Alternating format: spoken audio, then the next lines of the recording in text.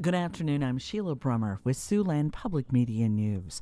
A former South Sioux City coach has been sentenced to 15 years for 2 counts of sexual assault. Siouxland News CBS 14 Fox 44 reports 27-year-old Nathan Rogers did face 2 separate cases after being arrested twice for charges that followed an investigation into a reported sexual assault. The first arrest and set of charges came after investigators looked through his cell phone and found videos and pictures of another teen. Rogers was sentenced in September in federal court to 15 years in prison. Both sentences will be served concurrently. Officials say progress has been made in containing a large Nebraska Sand Hills fire, where one firefighter died while fighting the flames. Favorable weather conditions are helping fire crews contain the grasslands blaze that sparked on Sunday afternoon and ballooned to 15,000 acres within 6 hours.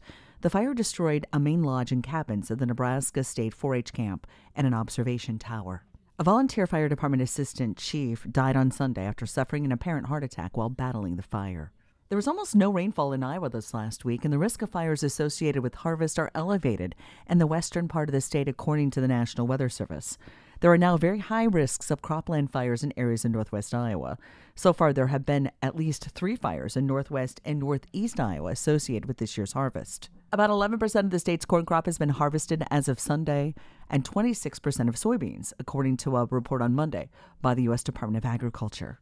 Both remaining crops in the field were rated 61% good to excellent, a slight drop from last week. For Siouxland Public Media News, I'm Sheila Brummer. Listen for our next newscast at the bottom of the hour.